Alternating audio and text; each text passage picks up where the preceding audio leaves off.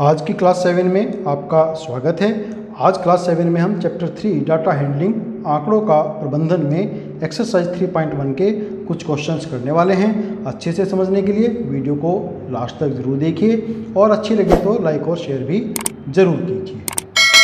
चलिए शुरू करते हैं। Exercise 3.1 question number 4। एक क्रिकेट खिलाड़ी ने 8 पारियों में निम्नलिखित रन बनाए। A cricketer scores the following runs in 8 innings। क्या क्या हैं? 58, 76, 40, 35,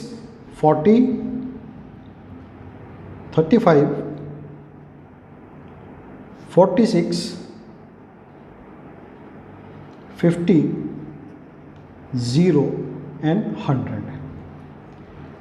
उसका माध्य स्कोर या रन ज्ञात कीजिए। Find the mean score. तो यहाँ पर जो रन्स बनाए हैं उसने ये हमने नोट किए हैं। तो मीन निकालना है हमें।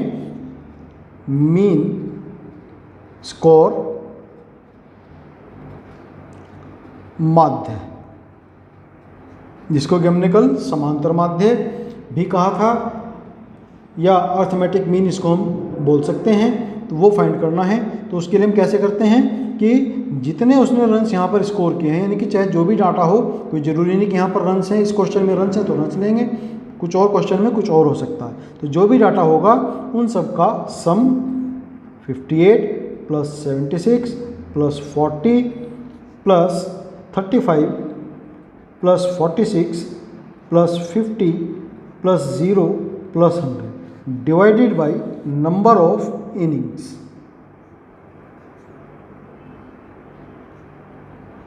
पारियों की संख्या। तो इनको हम ऐड करेंगे। ऐड करने पर हमें मिला 405 and divided by number of innings 1 2 3 4 5 6 7 8 divided by 8।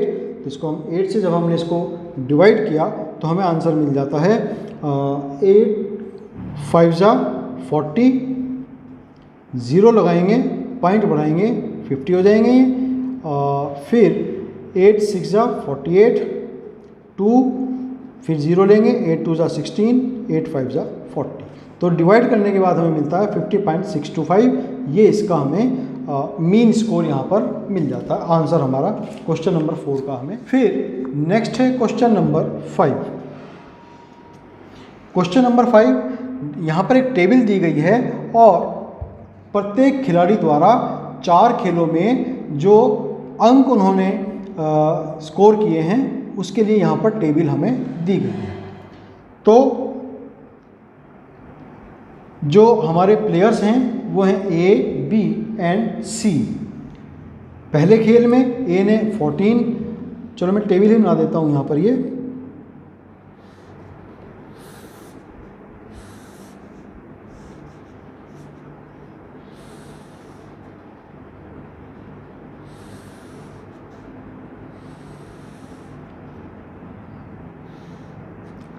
यहाँ पर player A, B and C।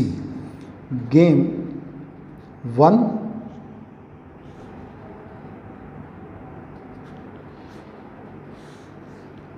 Game 2, game 3 end game 4। 4 game हैं। तो A प्लेयर ने पहले गेम में 14 मार्क्स लिए, 16 सेकंड में लिए, 10 थर्ड में लिए एंड अगेन 10 फोर्थ में लिए। ऐसे ही बी प्लेयर ने 0 गेम 1 में लिए, 8 सेकंड में, 6 थर्ड में एंड 4 फोर्थ। फिर सी में 8, 11 नॉट प्लेड एंड 13। तो ये हमारी एक टेबल यहाँ पर गिवन है और इस टेबल को देख करके हमें क्वेश्चन जो हमें कुछ नीचे दिए हुए हैं उनके आंसर देने हैं। फर्स्ट क्वेश्चन है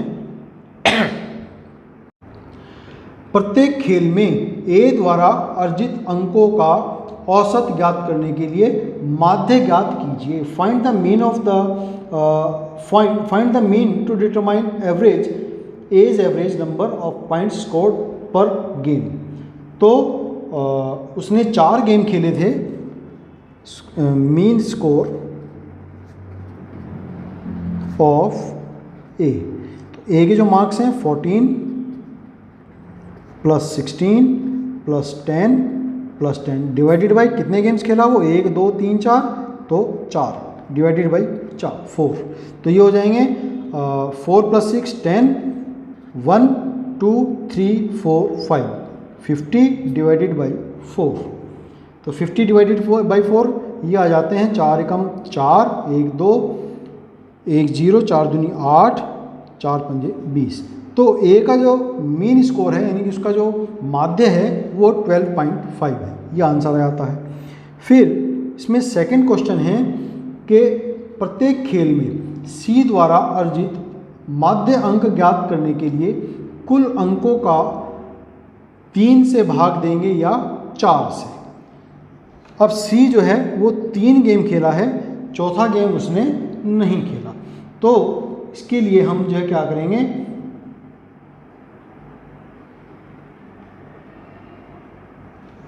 उसको केवल हमें 3 से डिवाइड करना होगा। चूंकि उसने 3 ही गेम खेले हैं तो सी का माध्य ज्ञात करने के लिए हमें अंकों के योग को 3 से भाग देना होगा, क्योंकि उसने केवल 3 गेम खेले हैं। तो we have to divide by 3 the sum of marks gained. फिर थर्ड क्वेश्चन इसके अंदर बी ने सभी 4 खेलों में भाग लिया है, आप उसके अंकों का माध्य किस प्रकार ज्ञात करेंगे। तो यहाँ पर जो है चूँकि उसने 4 गेमों में भाग लिया है, एक में उसने 0 अंक लिए हैं, तो हम उसको जो है 4 से ही डिवाइड करेंगे, क्योंकि उसने 4 ही गेम्स में पार्टिसिपेट किया है।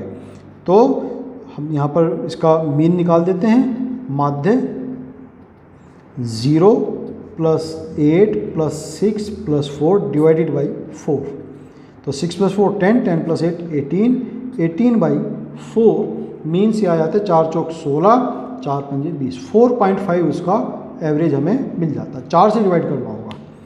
फिर फोर्थ है किसका प्रदर्शन सबसे अच्छा रहा। तो यहाँ पर जो है जिसका एवरेज यानी कि जिसका मीन सबसे ज़्यादा था उसी का प्रदर्शन भी सबसे अच्छा रहा।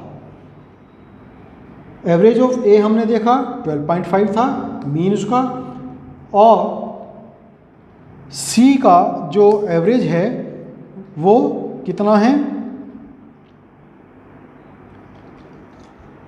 वो तो हमने अभी फाइंड किया ही नहीं। चलिए हम सी का एवरेज यहाँ पर फाइंड कर देते हैं, हालांकि आवश्यकता तो नहीं है लेकिन फिर भी 8 + 11 + 13 डिवाइडेड बाई 3, तो 3 और 1 4 और 8 12, 1 2 3 32 डिवाइडेड बाई 3, तो 3 कम 3 0 लगाएंगे और 3 6 18 लगभग 10.6।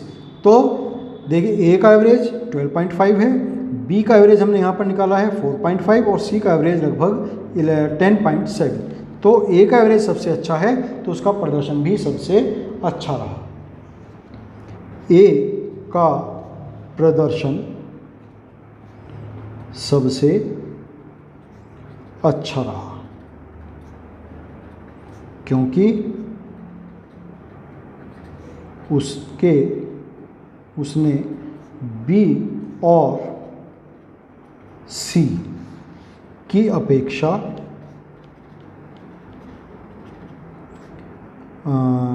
माध्य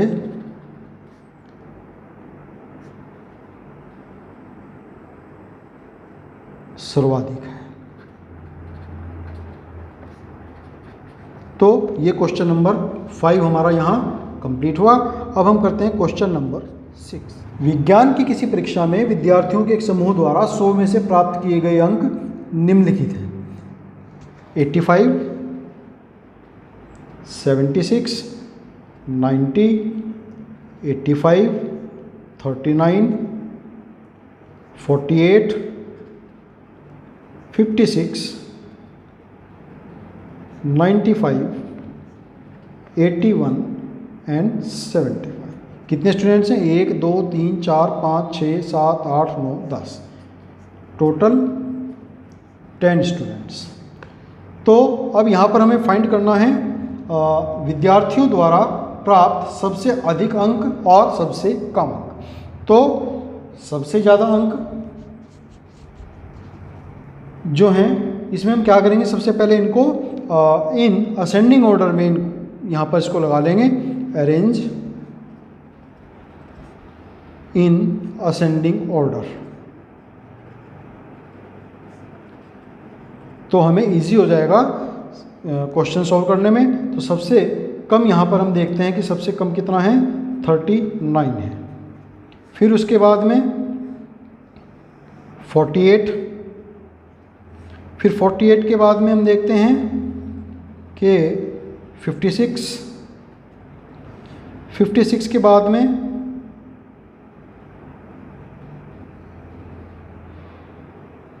75, 75 के बाद में 76, 76 के बाद 81, फिर 81 के बाद 85 दो बार है,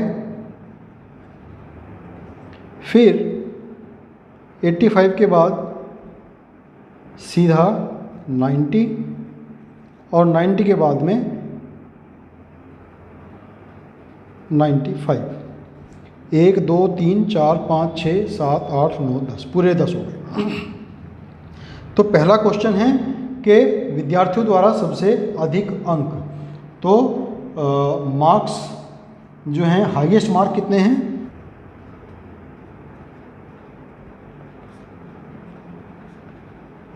हाईएस्ट मार्क यहाँ पर हमने देखा 95 हैं और लोएस्ट मार्क वो कितने हैं? 39 है। तो ये हमारा आ गया क्वेश्चन नंबर 1 का आंसर। फिर है क्वेश्चन नंबर 2 इसके अंदर के प्राप्त अंकों का परिसर, रेंज इसकी।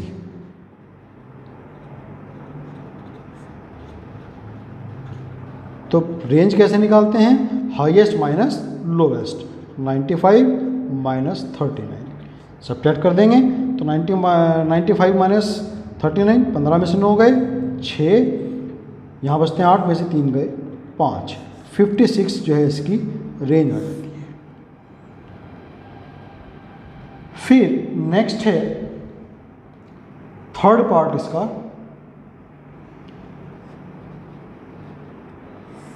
कि इनका समूह द्वारा प्राप्त माध्य अंक, मीन ऑफ द ग्रुप। तो मीन निकालेंगे, उसके लिए इन सबको ऐड करना होगा। 39 plus 48 plus 56 plus 75 plus 76, 81, 85, again 85,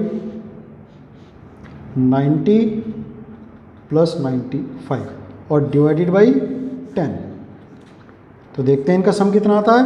9 और 8 17, 17 और 6 23, 23 और 5 28, 28 और 6 34, 35 और 10 45 और 5 50, 5 और 3 8 और 4 12, 12 और 5 17, 17 और 7 24, 24 और 7 31 और 8 39, 39 plus 8 47 plus 8 55 plus 9 64 plus 9 73 divided by 10 means 73 इसका हमें आंसर मिल जाता है। तो mean of the marks gained by the group is 73। तो क्वेश्चन नंबर 6 भी हमारा यहाँ कंप्लीट होता है। आज के लिए हम इसमें इतना ही करेंगे। आपका बहुत धन्यवाद।